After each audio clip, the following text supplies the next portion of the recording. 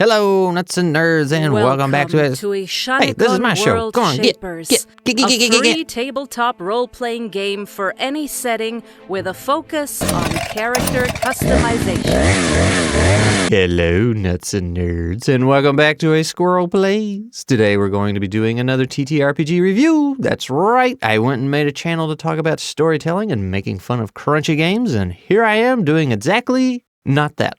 Instead, I'm not only reviewing TTRPGs, but I am reviewing crunchy ones these days. And just as a quick side note here, I've been trying to come up with some kind of crunch chart to help you guys get an idea of where a game sits on the crunch level when I review it, but I'm having trouble figuring this out. Because sometimes a game is really easy to play as a player, but really hard to run as a GM with all the stuff you have to keep up with. But that's another problem for another day, and today we're talking about Ishanekon Worldshapers. And if you're wondering what in the world that name means, it means... Ishanekon means world shaper. So yes, the game is technically called Worldshapers. It represents how the players and the GM shape the imaginary worlds they explore together through their experiences and their actions. So what are we in store for today? Part 1 will be about the author and the book, just like we always do. Part 2 will be a chat about the mechanics and, as usual, most of the video. Part 3, however, will be about this game's site and available tools, which is a new thing this time around, so that's pretty cool. And then Part 4 will be my closing and final thoughts of the overall experience I had with the game. So here we go! Okay, 3, 2, 1, let's jam. All right, so first off, who made this thing? Believe it or not, you may have seen him around here in the comments, stream chats, and even the Discord from time to time. It is none other than Blaze Reason, also known as... Jan Lüken. And he is all the way over in Germany, which makes it just a little bit difficult to find a time to play together, which is unfortunate because he's a real fun guy to hang out with. Good guy, that Blaze. And I don't just say that because he made this entire system out of spite for Dungeons & Dragons 5e. Now, what about the book? Usually I have a thing or two to say on that, but this is where it gets a little bit interesting.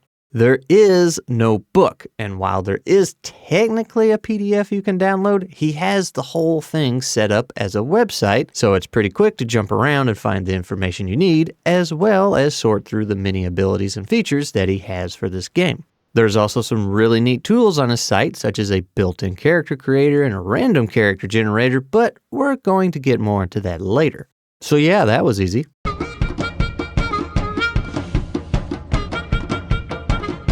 All right. So normally when I do these reviews, I typically don't cover all of the mechanics because that would usually take too long and probably be a little bit boring. But I do tend to get into them a little bit to give you an idea of what you're going to get into. However, I think we're going to do things a little bit differently this time because of the way this thing is set up. Like I mentioned earlier, this entire thing is its own website, so if you're watching this video, then you have the means to go check it out. No purchase necessary, no account needed, nothing. It's just like firing up a wiki article. And because of that, you could probably skim over the rules faster than I can talk about them, which leaves me more room to talk about and focus on other things. First off, yes, it does have a bit of crunch to it, and of all things, I'm going to use combat initiative as an example of how this game flows. To figure out what your character's initiative is, you will use the following formula. Your instinct stat times 2 plus athletics plus quick fingers plus analysis plus grace plus improvisation.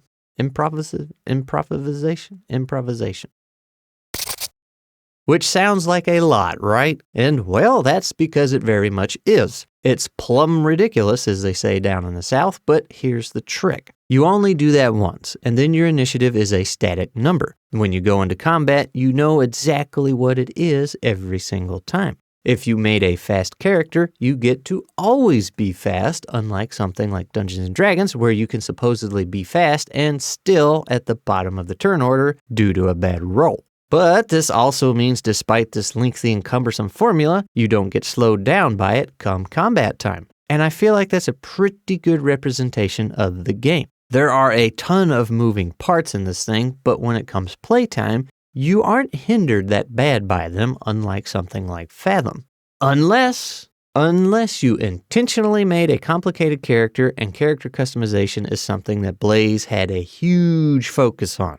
Just from the trailer on his website, which is a little outdated now thanks to some more content he's added, the game has a super heavy focus on character customization with 10 archetypes to choose from, 150 archetypes, over 900 abilities, more than 600 talents, and nearly 300 traits. On top of that, you have over 150 unique items with more than 200 upgrades available. And I'm sure keeping up with all of this has had no significant impact on his mental well-being whatsoever.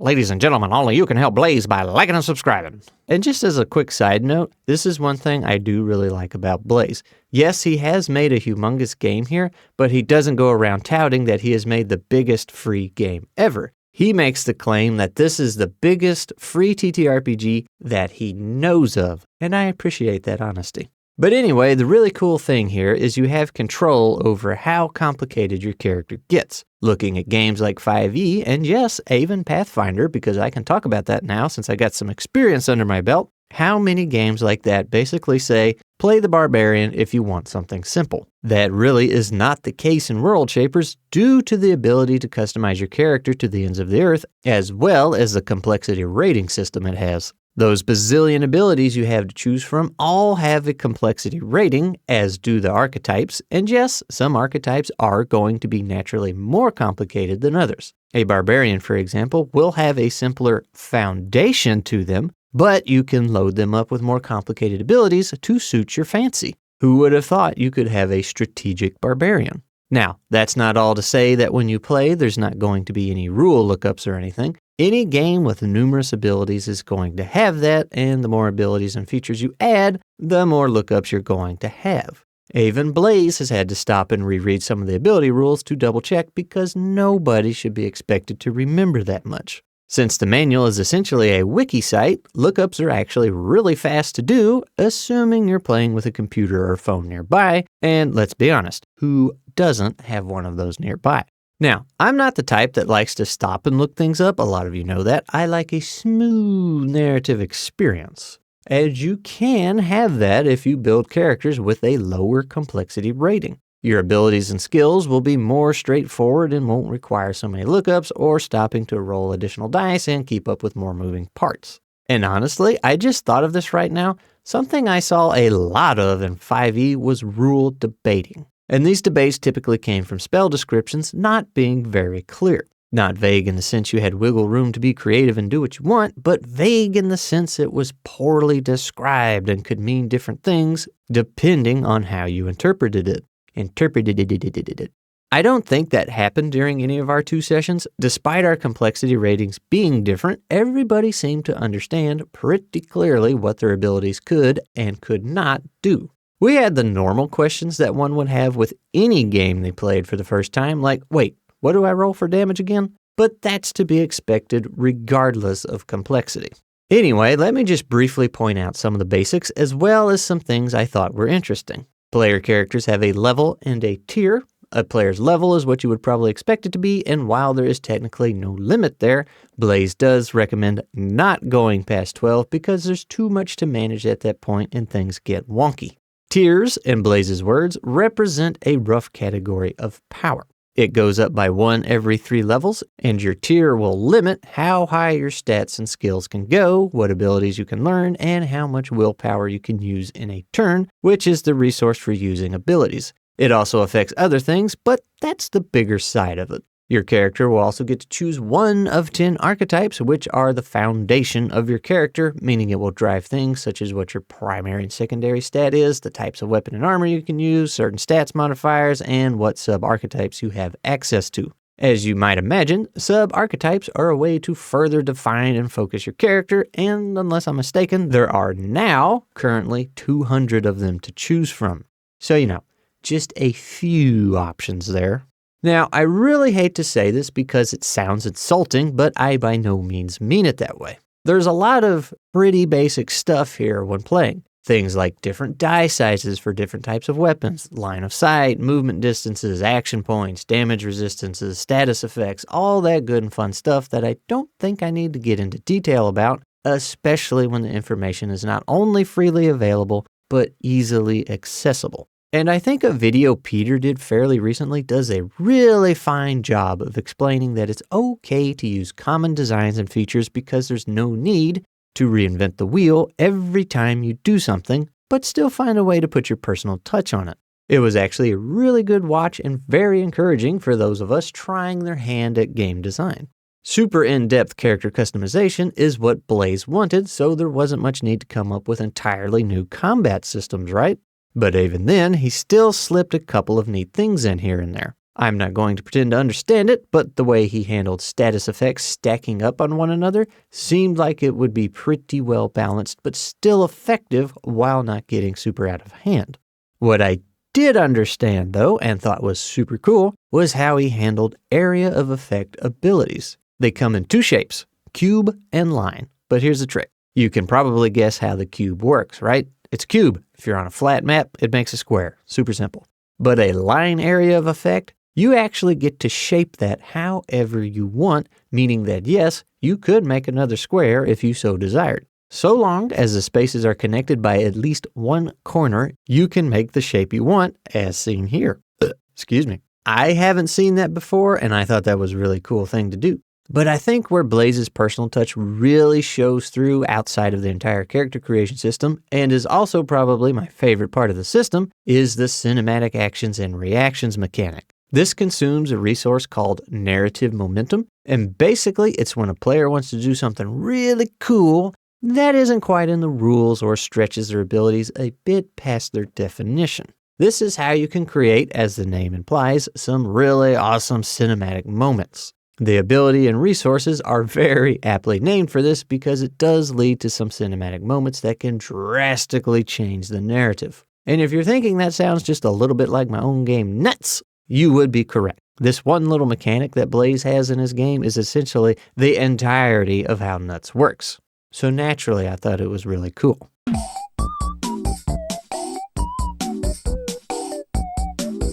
Okay, so I've mentioned the website a few times at this point, but there's more to it over there than just the instructions on how to play this game.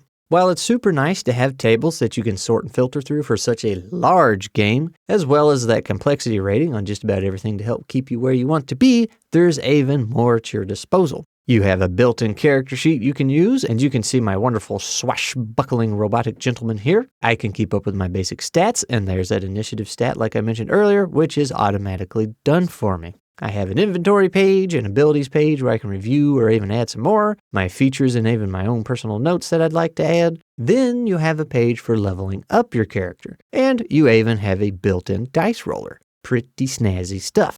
There's also some GM tools, such as a creature and vehicle builder, as well as an encounter calculator. Also, something he added more recently was the random player character generator, which is actually pretty darn cool. You can be completely random if you want, or you can narrow it down close to what you're feeling, focusing on a specific archetype and or a role, and of course, you can also limit the complexity. I rolled up one before working on this to see what I got, and believe it or not, I essentially ended up with a mimic. But I point all this out not just because I think it's neat, but because Blaze is going through great lengths to make this game as accessible as possible, which is also why it's completely free. He's trying to make sure you have everything you need, not only to just play the game, but make it an easy experience to get into. And it's worth noting that yes, this does come out of his own pocket. Hosting a website is not free. That's why he has a support me button on his homepage, which honestly should be on every page. This is a lot of work, and Blaze has put an awful lot into not just designing a game with in-depth character customization, but all this you see here. And that's nothing to sneeze at, even if it's allergy season.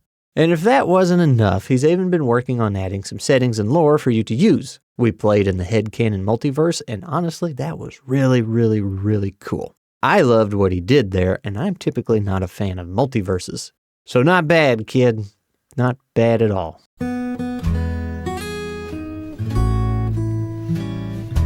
Alright, so this is a part of the video where I give my closing thoughts and reveal whether or not I actually enjoyed playing it. I've already mentioned that despite it being pretty crunchy, it was a fairly smooth experience. Smooth meaning that we didn't get stuck too much, but combat went at about the speed you'd expect playing something like D&D or Pathfinder. I will also say that I did cheat a little bit and had to have Blaze make my character for me. I told him the basics of what I wanted to be and he made it happen. On one hand, it was neat to see him do that for several players and see how close he could get to that person's vision, but at the same time, I typically want to make my own so I can better get a feel for the system and review it accordingly. But I was overwhelmed a bit by the process, plus at the time I was also a bit under the pressure of some other floating projects that needed to get done, including trying to understand the rules of just playing the game. It didn't take us long to get the dice rolling without questions once we got going though, so that says a lot about the game. I'll be bold and make the claim that no matter the complexity or simplicity of a TTRPG, players are always going to have questions the first time or two. But if you can have complexity in your system and still have players rolling without questions after about an hour, I think you did all right. Pretty good even. Now, did I enjoy it? Considering Blaze has an axe in his office, I am going to say yes, I did have a good time. Would I play it again? Also yes, but only with specific people. And by that, I mean folks that would want to lean more into the narrative side of things and probably roll with more simplistic characters, or at least ones that didn't bog things down with ability lookups and complex actions that confuse everyone. And to be fair, if you played more than 1 or 2 sessions with the same group of characters, a lot of that would probably go away naturally. Now, that said though, if I got to where I could wrap my mind around character creation, I could very much see myself getting into making new characters and combos to try out purely for dungeon runs and to see what builds I could make. In other words, if time zones align, I'll probably be sneaking my way into another game or two if I can catch Blaze running one. So, big shout out to Blaze for all his hard work in managing to wrangle such a massive project. Hop over to his website to check it out and see what you think, and should you be so bold, give it a try. If you enjoy it, make sure you throw a few bucks his way. And with that, ladies and gentlemen, do you know what comes next?